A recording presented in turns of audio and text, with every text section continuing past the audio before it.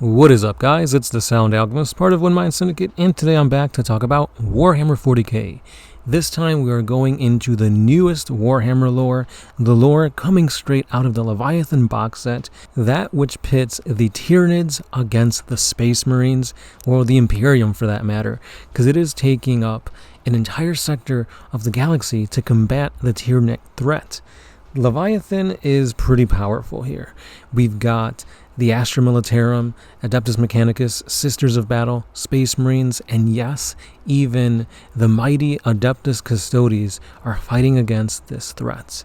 So let's go ahead and see what we can find out in this Crusade supplement for the 4th Tyrannic War. With the skies darkened, day and night had no meaning. The defenders fought on doggedly, yet their casualties mounted, and the fortress they manned became ever more heavily damaged. All the while, the 3 Norn emissaries stalked through the fighting with eerie alien grace, closing inexorably upon objectives only they knew. One of them struck on the 8th day of the siege, having compressed its mass into the seemingly impossible confines of a decommissioned turbolift shaft, then crawled steadily upwards for untold hours. The towering monstrosity burst into the Ethereid Peak command sanctum, where it slaughtered hundreds of screaming strategos and command adepts, and destroyed scores of irreplaceable cogitator banks. The beast would have escaped to strike again elsewhere, had it not been for an unnamed chapter serf who selflessly sealed the blood-drenched sanctum and triggered the plasmic denial charges, reducing the entire peak to a glassy crater. The second emissary, whose distinctive scars identified it to Imperial strategos as the infamous Fiend of Hag Rift, surged from a Trigon tunnel to attack the White Templars' Gene Seed Vault. It was supported by swarms of lesser warrior organisms and a pair of neural tyrants. In response, marching from the chapter's vaults of repose, came almost a score of White Templar dreadnoughts who held back the Tyranids in an increasingly desperate and one-sided struggle. Almost all of the ancient warriors were slain, a dreadful loss for the chapter.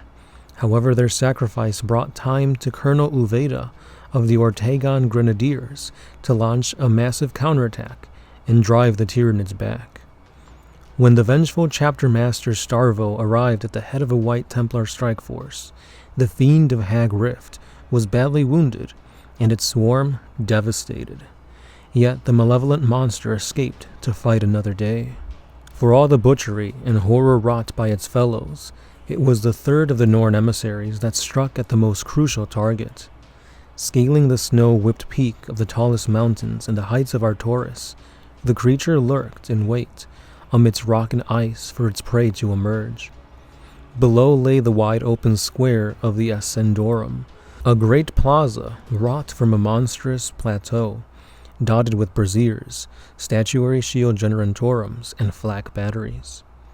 In better times, the White Templars had mustered on this open space to perform rituals and bestow honors. Now, Solar Leontis was crossing the open plaza, astride Constantine, with his entourage about him. The Norn emissary knew its prey's psionic spoor. Its black eyes followed him.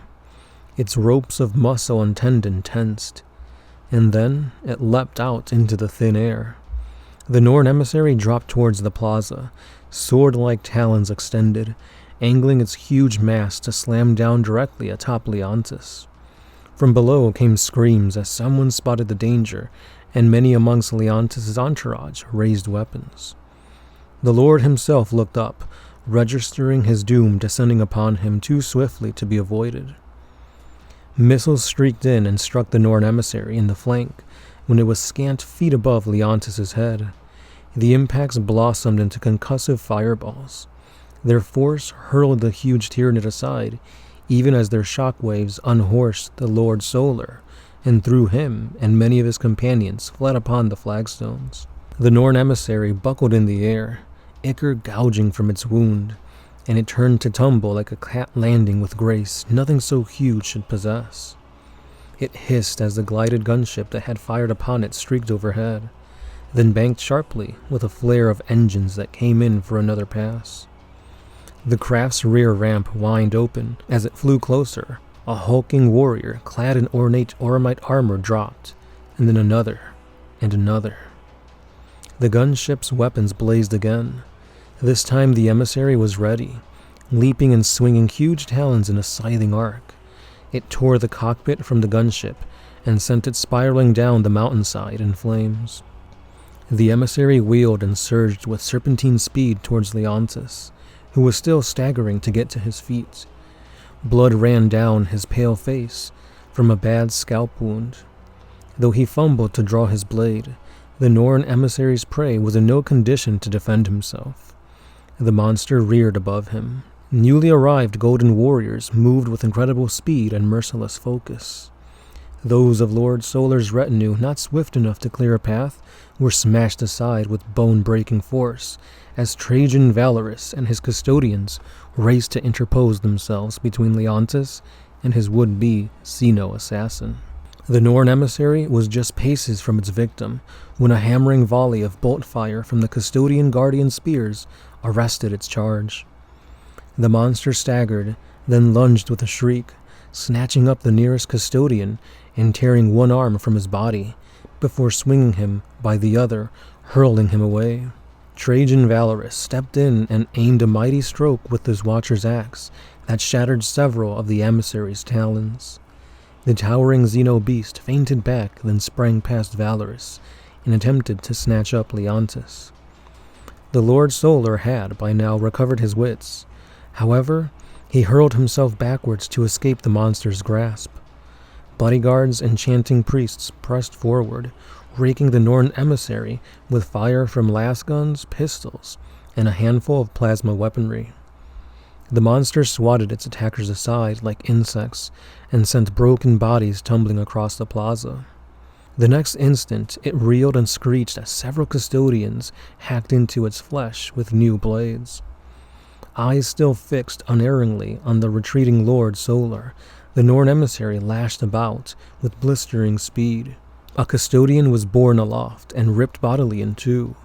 Another was kicked so hard that his head cleared the plaza and vanished over the precipice before his blood-squirting body had even toppled. Yet another was stomped into the flagstones. Even his toughened bone structure and Oromite armor had enough to prevent his death. The golden wall between the Norn emissary and its prey was thinning. All the while, Leontis defended, and the remaining custodians were pouring fire into the colossal alien abomination. A scything blow of the Watcher's axe slit the cable-like tendons of the beast's right ankle and sent it limping.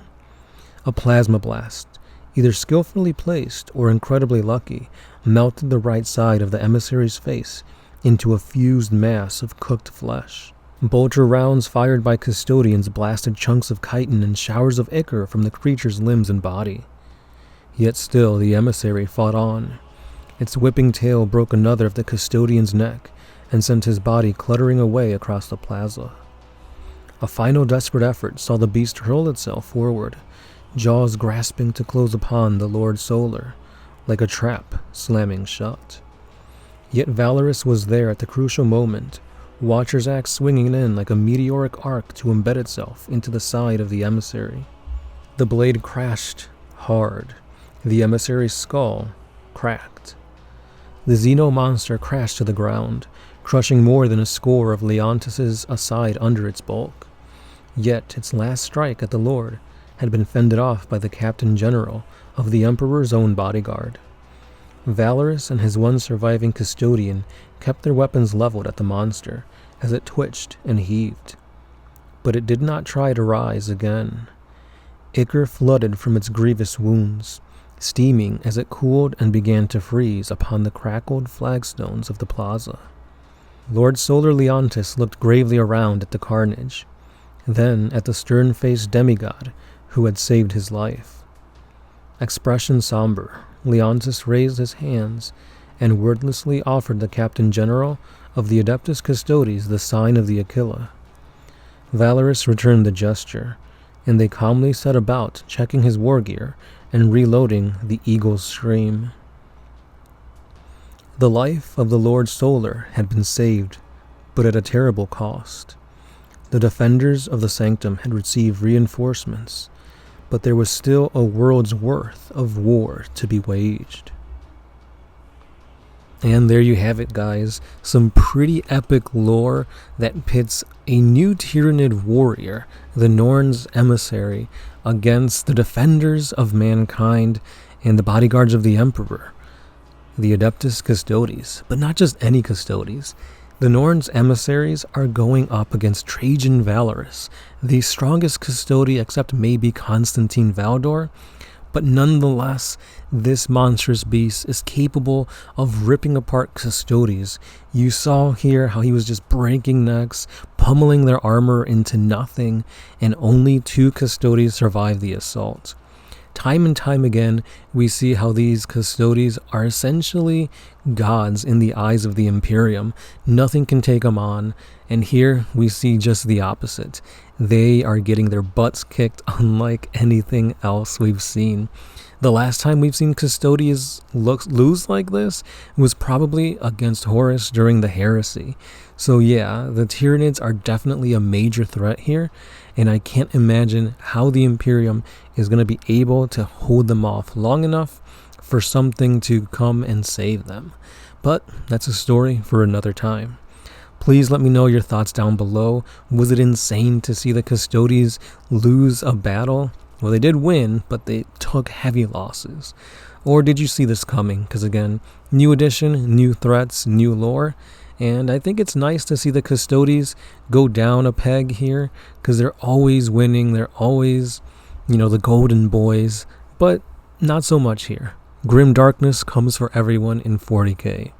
So, with that being said, don't forget to like, comment, and subscribe. If you guys want to help support us here at OneMindSyndicate, you guys can head on over to our Patreon page, where a simple $1 a month helps us bring you these types of videos, or you can support us here on YouTube via Super Thanks.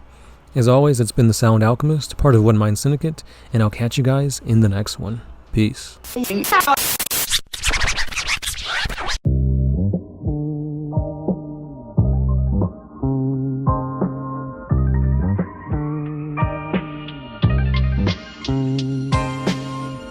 Oh, if you could put my freedom